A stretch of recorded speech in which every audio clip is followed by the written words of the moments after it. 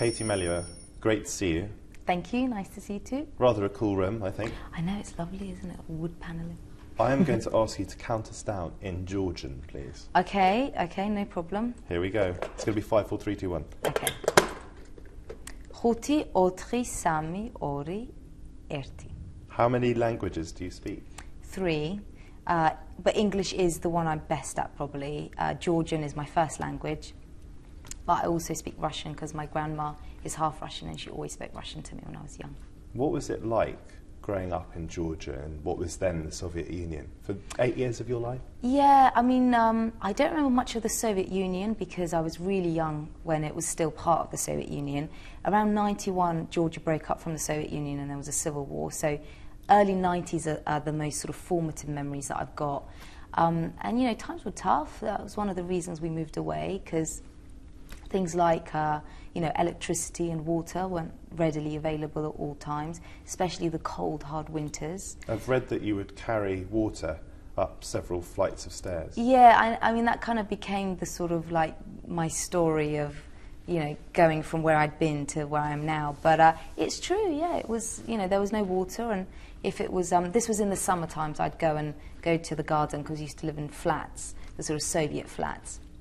And there was a tap that the whole neighbourhood used to use, and you just queue up with a bucket, fill it up, and then carry it back home so you could wash the dishes or do something with it. What's your earliest musical experience?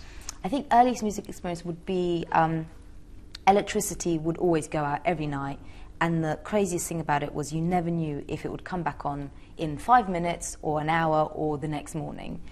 So we had to just learn to entertain ourselves, and my mum would play the piano, and that was the sort of the centre of the house, and she'd play the first piece of music that completely grabbed me was Beethoven's Moonlight Sonata.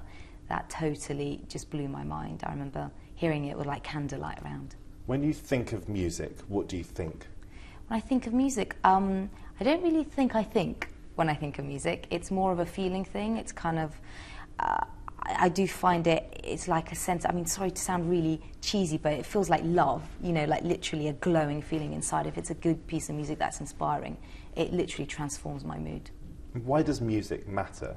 Hugely broad question. I know, oh God, I think to me it's the most important thing ever. I mean, literally I can feel sad, depressed, rubbish, heartbroken, and then I'll listen to something and I'll just feel so in awe and in complete admiration of the song and the voice and the artist that everything else just goes away.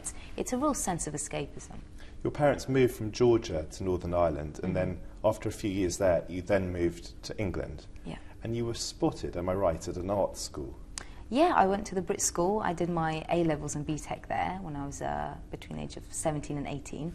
And my second year, the start of my second year, my producer, my long-time collaborator now, who I knew nothing about, I mean, I was a kid, and it was Mike Batt. He came to the school, and he was looking for a singer in the style of Eva Cassidy. And I was a big Eva fan, and I'd just written a song about Eva, and I played it to him, and he liked it, and that was how the collaboration began. How would you describe your musical progression over the years?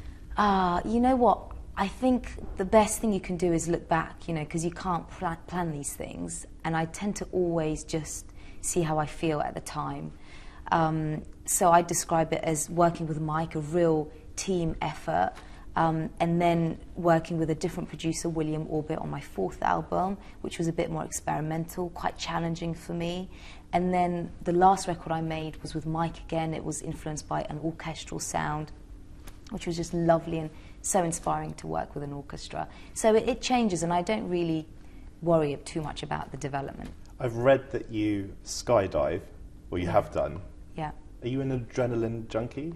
I'm very much an adrenaline junkie, but more in my head than in real life. I mean, when I was younger, yeah, to me it was the most important thing to experience everything in life, and it still is. So I did skydive about 3 times, and I love scuba diving, and there was a place, I was on tour in New Zealand, and they of course invented the bungee jump. So I jumped off a building, but that was a controlled bungee jump, but it was so cool to just step off the building. That was really cool. You've given an underwater concert. I have. Just talk me through that very briefly. Well, we got a phone call, I think it was 2005, and they were asking me to do a concert at the bottom of a gas rig off the coast of Norway in the North Sea. And I did it, and it turned out to be the deepest underwater concert ever at 303 metres. Do you consider yourself British or Georgian, or both? Oh, definitely both. I think British in my mind and Georgian in my heart. And that, Katie Melua. 5 minutes. 5 minutes, possibly a second too quick, sorry. Really nice to meet you. Thank you, you too. Thank you.